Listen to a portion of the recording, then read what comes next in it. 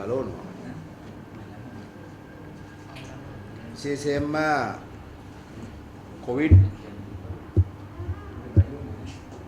තත්ත්වය පිළිබඳව වැඩි අවධානයක් යොමු කරන්න අවශ්‍ය වෙලා තියෙනවා.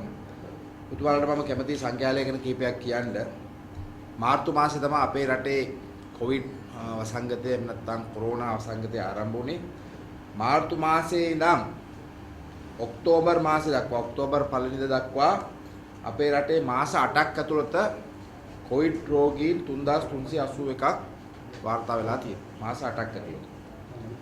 ඒකනොත් බහුතරයක් විදේශ රටවල ඉඳන් ඇවිල්ලා නිරෝධායන මධ්‍යස්ථාන වලින් හම්බ වෙනවා. ඒතකොට ඔක්තෝබර් පළවෙනිදා ඉඳන් අද දක්වා දින 26 තුළ කොවිඩ් රෝගීන් 5029ක් හම්බෙලා තියෙනවා ඊයේ දක්වා. බලන්න මාස 8කට 3381යි ඒකනොත් බහුතරයක් විදේශගත ඉඳන් ආපු අය මේ දවස් 26 ඇතුළත 5029ක්. ඒ වගේම 4461ක් දැනට ඇක්ටිව් කේස් විදියට තියෙනවා. ඒක බරපතල තත්ත්වයක්.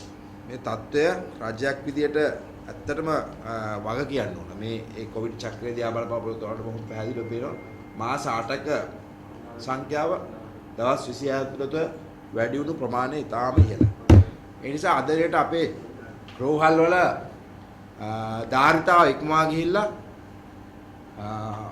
මම හිතන්නේ දැනට ගෙවල් වල නිරෝධායනය කරනවා විතරක් නෙමෙයි ගෙවල් වල ඉඳන් ඒ අයට ප්‍රතිකාර කරන්න තත්ත්වයටපත් වෙලා තියෙනවා. ඊයේ කුලියාපිටිය හම්බුන රෝගියෙකුට අද වෙනකන් රෝහලක් අනුයුක්ත කරලා නැහැ. රෝහලකට ඕ යොමු කරලා නැහැ. රෝහලක් නිදහස් වෙන තරම්. එහෙම නැත්නම් ඇඳක් නිදහස් වෙනකන් ඉන්න කියලා උපදෙස් දීලා තියෙනවා. ඉතින් මේක බරපතල තත්ත්වයක්. ඒ වගේම දැන් කුරුණෑගල දිස්ත්‍රික්කයේ පොලිස් වසම් 5කට ආසන්න ප්‍රමාණයක් ඇඳිරි නීතිය දාලා තියෙනවා. ඒතර අපි දන්නවා ගම්පහ දිස්ත්‍රික්කයේ පෞල් විශාල ප්‍රමාණයකට රුපියල් 5000 ගෙවුවා. ඒතර රාජපක්ෂ මහත්තයා විශේෂ මහින්ද රාජපක්ෂ අගමැතිතුමාට ඡන්දය දීලා එතුමාව අගමැති කරන්න පාර්ලිමේන්තුවේ එන්න ශක්තිය දුන්නු කුරුණෑගල දිස්ත්‍රික්ක ජනතාවට කුඩම්මාගේ සැලකිලිද කියලා මම මහින්ද රාජපක්ෂ අගමැතිතුමාගෙන් අහන්න කැමතියි. ගම්පහ දිස්ත්‍රික්කයට සාපේක්ෂව කුරුණෑගල දිස්ත්‍රික්කයේ දරිද්‍රතාවය දුප්පත්කම වැඩි. අසරණ මිනිස්සු වැඩි.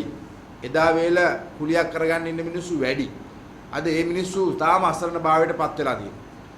ඒ නිසා අපි දිස්ත්‍රික් මායිම් බලන්නේ නැතුව අපි කියනවා මේ වෙලාවේ මේ කොවිඩ් දෙවෙනි රැල්ල නිසා ආර්ථික අපහසුතාවය ඇතිලා දෙන කම්කරුවා ගොවියා වෙන්න පුළුවන් දීවරයා වෙන්න පුළුවන් සෙලිසෙන් දීවර ශේෂ්ත්‍රයේ බරපතල ප්‍රශ්නයක් තියෙනවා.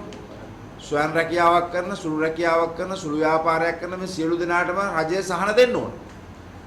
රජය අද කොවිඩ් වසංගතයට දීලා තියෙන කුඩම්මගේ සැලකිලි. රජයේ ප්‍රමුඛතාවයන්ගේ ඉහළම නෑ අද. පළවෙනි ස්ථානයේ නෑ දෙවෙනි ස්ථානයේ නෑ තුන්වෙනි ස්ථානයේ නෑ මන් දන්නේ කීවෙනි ස්ථානයේද කොවිඩ් වසංගතය තියෙන්නේ කියලා. ඊයේ පෙරේදා වෙනකම් පළවෙනි ස්ථානයේ දීලා තියෙනවා විශ්ව සම්මත කරගන්න. දැන් මයික් පොම්පියෝ මහත්තයා එනකොට එතුමාව පිළිගන්න එතුමා සම්බන්ධව කටයුතු කරගන්න මූලිකත්වය දීලා තියෙනවා. ඒ නිසා රජයේ ප්‍රමුඛතාවයේ නැති තත්ත්වයක් තමයි දැන් තියෙන්නේ කොවිඩ් වසංගතය සම්බන්ධව. ඒ නිසා අපි බරපතල අවධානයක් යොමු කරනවා මේ කොවිඩ් වසංගතයෙන් පීඩාවටපත් වෙලා තියෙන ජනතාව වෙනුවෙන් සහන දෙන්න කියලා. විශේෂයෙන්ම අපි දන්නවා ව්‍යාපාරිකයන්ට මාස 6ක ණය සහන කාලයක් දුන්නා. ඒ ණය සහන කාලය ඉවර වෙනවත් එක්කම අද ව්‍යාපාරිකයෝ කබලෙන් ලිපට වැටලා තියෙනවා. උන්ට අද ව්‍යාපාර පවත්වාගෙන යන්න බැරි තත්ත්වයකටපත් වෙලා තියෙනවා. ඒ නිසා රජයේ මේ ණය සහනය තවදුරටත් දික් කරන්න දීර්ඝ කරන්න කියලා අපි රජයට අවධානය යොමු කරනවා බල කරනවා. ඒ වගේම අද විශේෂයෙන්ම අපිට කියන්න තියෙනවා අර ඊනියා දේශප්‍රේමීන් කොහෙද ඉන්නේ කියලා හොයලා බලන්න. මෙන්න එක දේශප්‍රේමියෙක් පොම්පේ මහත්තයා ගැන කියන්නේ මේ වීරවංශ මහත්තයා.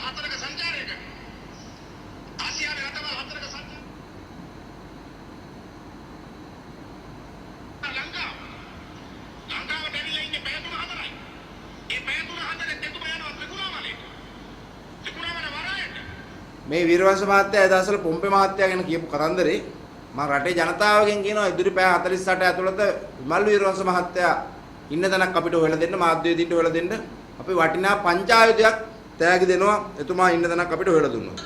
ඊළඟට මේ අපේ සීතනෝනත් කිව්වේ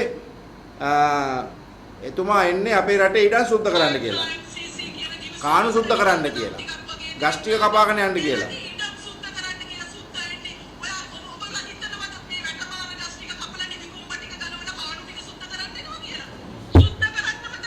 ඔව් එන්න සුද්ධ කරන්නලු වෙන්නේ. එතකොට දැන් අපේ විද්‍යාත්මක නියෝජනය කරන සීතනෝන කොහෙද ඉන්නේ කියලා පොඩ්ඩක් අපිට හොයලා දෙන්න ඉදිරි පැය 48 තුනට අපි වටිනා කුඩේකුයි ටෝච් එකකුයි ඔබතුමාලට පරිත්‍යාග කරනවා සීතනෝන ඉන්න තැනක් හොයලා දුන්නොත්. මේ අනිත් මහත්තයා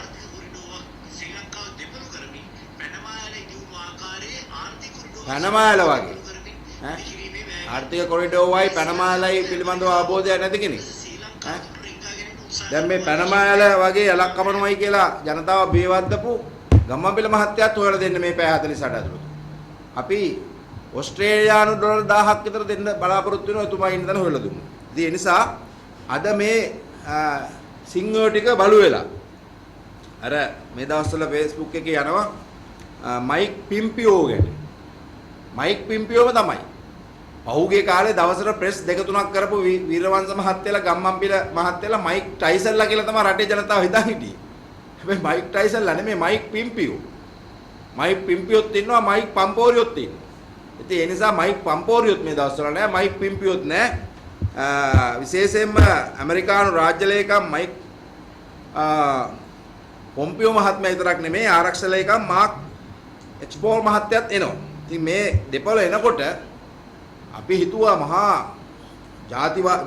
දේශප්‍රේමීන් රට බේරා ගැනීම වෙනුවෙන් ඒ අරගලයට ඉදිරිපත් වෙයි කියලා. රට අනතුරේ කියලා කෑ ගහපු ඒ දේශප්‍රේමීන් අද නැහැ. අපිට මතකයිනේ. අර තිස්ස ජනනායක කියලා මහත්තයෙක් ලංකාවේ සිටියේ මැඳලා මෙහෙම පටියක් ඇඳලා මෙන්න මේ වගේ පටියක් එනවා. මේකෙන් දෙපැත්තට යන්න වීසා ඕන.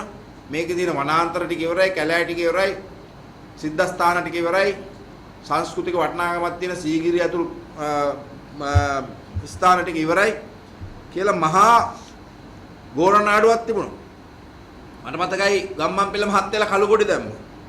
අද කළු කොඩිත් නැහැ. කොඩි ගහෙත් නැහැ. ගහ මුලත් නැහැ, ඇඳ යටත් නැහැ. ඒ වගේ තත්ත්වයක් තමයි තියෙන්නේ මේ දේශප්‍රේමී ඊනියා බහිරවයෝ ටික.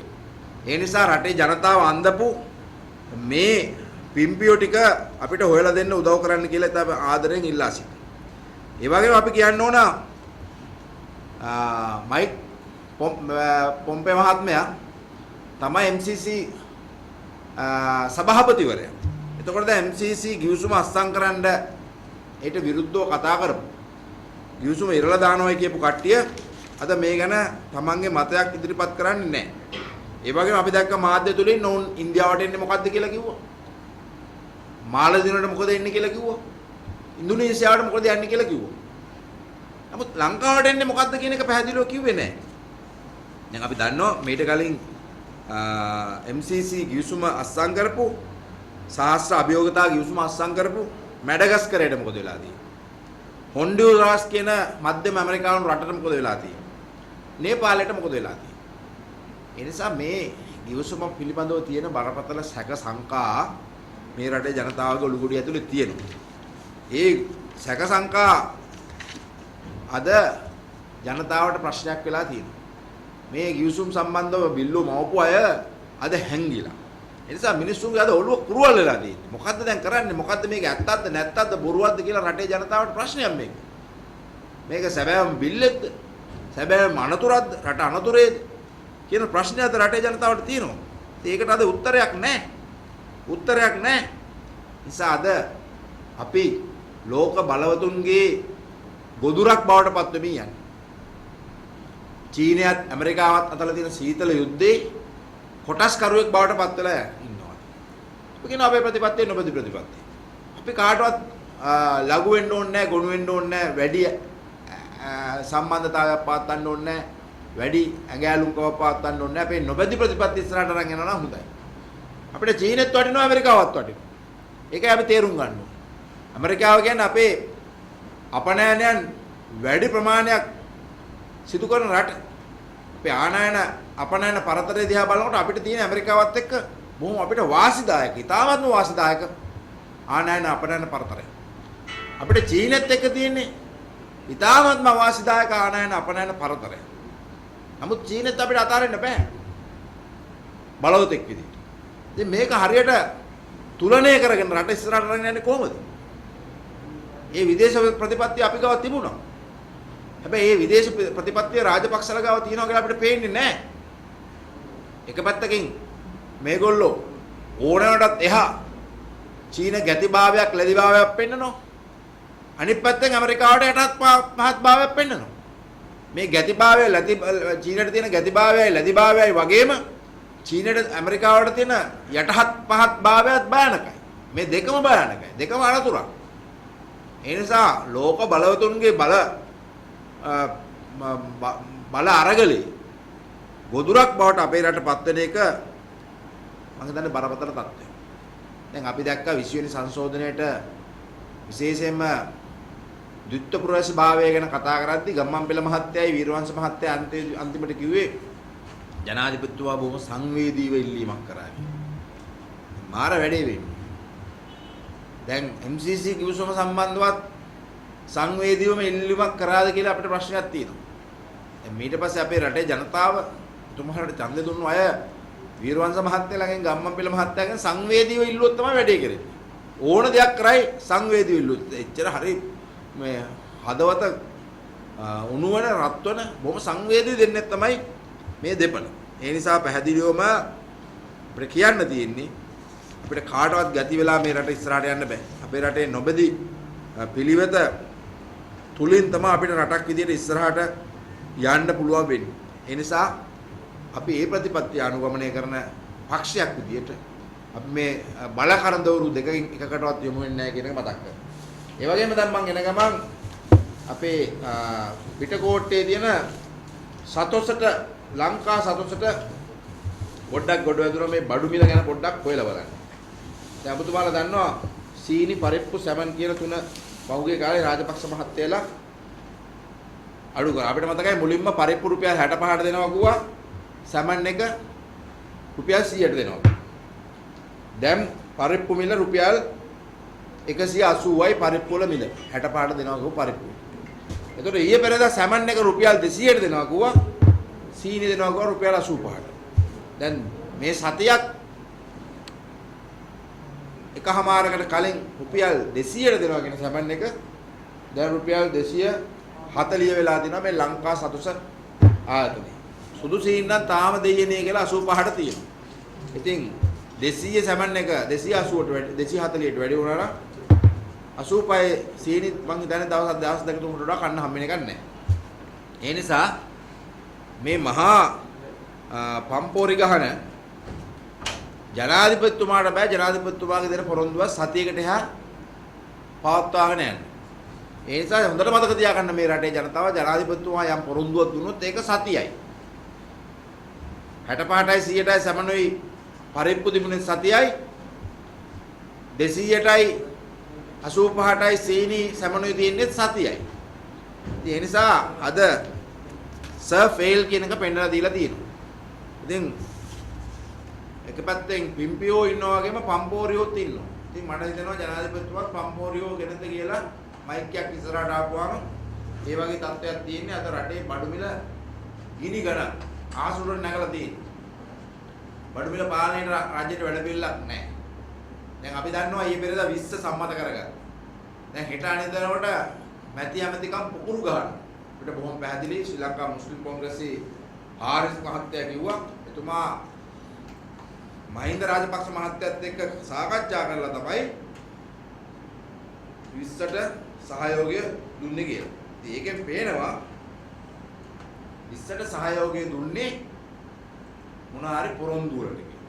දැන් පොරොන්දු ඉෂ්ට කරන කාලේ. ඒ නිසා හෙට අනිද්දා වෙනකොට ඇමතිකම් වැඩි. දැන් අපි දැක්කනේ අර ඩයනා ගොමගේ නෝනත් ළමහා කාන්තා කටයුතු අමාත්‍යාංශෙද මොකද්ද බලාපොරොත්තු වෙමින් ඉන්නවා කියලා. අර මේ පීඑන් එනපු മന്ത്രിතුමිය.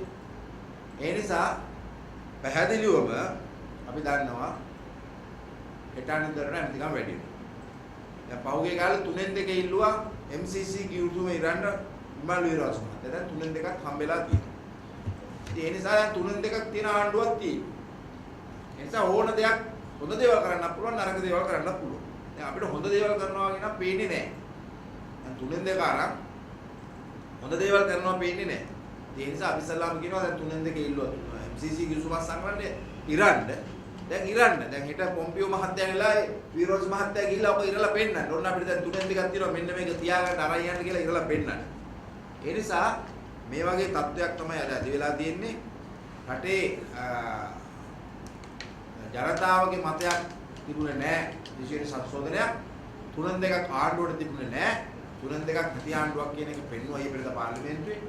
ඔවුන් 3න් 2 ගත්තා. වරප්‍රසාද වරදාන දීලා දැන් අපි දැක්කනේ මුත්තේට්ටුවේ ආනන්ද හාමුදුරුවෝ ලක්ෂ 500ක් ගැනත් කිව්වා. අපිට නම් ආරංචි උනේ ලක්ෂ 500ට එහා මිල. ලක්ෂ 2000 කෝටි 20ක් ගැන ආරංචි වුණා සමහර අය එහාට මෙහාට වෙච්ච മന്ത്രിතුමියන්ලා. ඒ නිසා ඒ වගේ තත්ත්වයක් තමයි අද රටේ උදා වෙලා තියෙන්නේ කියන මතක් කරන ගමන් අපේ රංගවණ්ඩාර මහත්තයාට උත්තරයක් දෙන්න ඕන. එතුමා මේ බොහොම අදින් අපි දැක්කා ඊපෙද පොඩි සාකච්ඡාවක් කතා කරලා කියනවා අජිත් ප්‍රේමදාස මහත්තයාගේ සමග ජන බලවේගයට පත් වුණු മന്ത്രി 54 බේර ගන්න බැරුව ගියා. රනිල් විද්‍යා නම් මෙහෙම වෙන්නේ නැහැ. මම පොඩ අතීතයට යන්නම් 2010 අපි බලයටපත් වුණා. 2010 අපි මහමැතිවරණයට ඉදිරිපත් වුණා. රාජපක්ෂ මහත්තයලා දිනුවා. රාජපක්ෂ මහත්තයලාට ඒ වෙලාවේ තිබුණේ 3න් 2ක් තිබුණේ නැහැ. 145ක් තිබුණේ. 44. ඒ වෙලාවේ එක්සත් ජාතික පක්ෂයට තිබුණා 60. අනේ අන්තිමට 60 42කට බැස්සා. 18 දෙනෙක් ගියා. මොකද 42 වෙනියට පාර්ලිමේන්තුවේ ඉඳන් හිටියේ මම. ඒ නිසා අන්තිම පුටුවේ ඉඳන් හිටපු මට මතකයි 42යි. ඒ නිසා රංගබණ්ඩාර මහත්තයාට කියනවා පරණ සංඛ්‍යා ලේඛන අරගෙන ඒ වෙලාවේ එතකොට රනිල් වික්‍රමසිංහ මහත්තයාගෙන් 18ක් ගියේ මොකද්ද කියලා කියන්නේ. අපි කියනවා සමග ජන බලවේගයෙන් එක්කෙනෙක්වත් ගියේ නැහැ අපේ ටීම් එකේ. සමග ජන බලවේගයට එකතු වුණු සංධානය අය කීප දෙනෙක් ගියා. සමග ජන බලවේගයට එක්සත් ජාතික පක්ෂයෙන් ආපු එක්සත් ජාතික පක්ෂයෙන් එකතු වුණු ඒ පිරිසිදු සමග ජන බලවේගයේ කණ්ඩායමේ කවුවත් ගියේ නැහැ. මුස්ලිම් කොංග්‍රසයේ 4ක් ගියා. රිෂාඩ් බදුරුද්දීන් මහත්තයාගේ 3කුයි 2කුයි 3කුයි දෙන්නෙක් ගියා. තව එක්කෙනෙක් 18 විතරක් මේ දිත්ත ප්‍රවේශ බාහිර විතරක් අස්සම් කරා. ඊළඟට ගොමගේ නෝනා ගියා. ගොමගේ නෝනා අපේ පක්ෂ නෙමෙයි. එතුමා අපේ ජාතික පෙරමුණ කියන අපි පක්ෂය නිර්මාණය කිරීමේදී පාවිච්චි කරපු පක්ෂ කෙනෙක්.